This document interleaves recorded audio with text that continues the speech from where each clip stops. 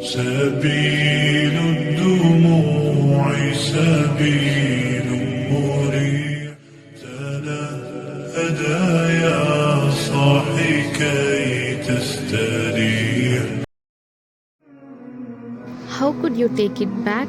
You should not take dowry back from the women, as you have spent time together and both have promised to be loyal and faithful to each other.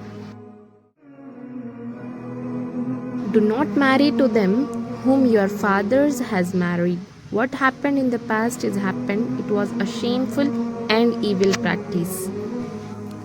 And do not marry to your mothers, to your sister, to your paternal and maternal aunts, to your brothers' daughters, to your sisters' daughters, to your stepmothers, to your stepsisters, to your mother-in-law, daughter-in-law, and stepdaughters as well.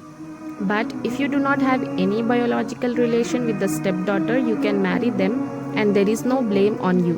You should not marry two sisters together at the same time, except what was done previously. You have to divorce one of them surely.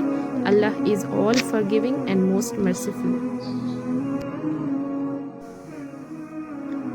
You can marry women who are captives of war, and do not marry women who are already married.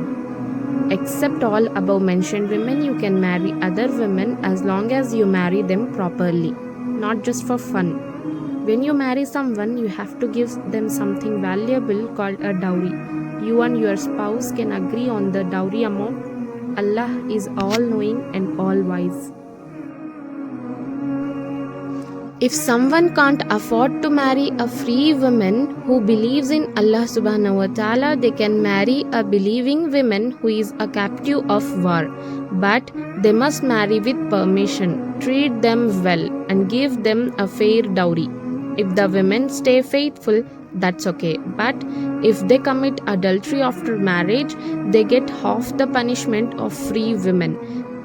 Allah subhanahu wa ta'ala wants to show you what to do, lead you to follow the good examples of those who came before you, and Allah wants to be kind to you. Allah subhanahu wa ta'ala knows everything.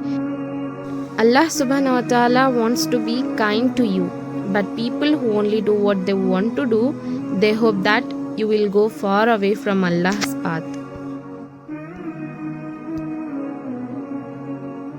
Allah subhanahu wa ta'ala wants to make things easier for you because human beings has been created weak.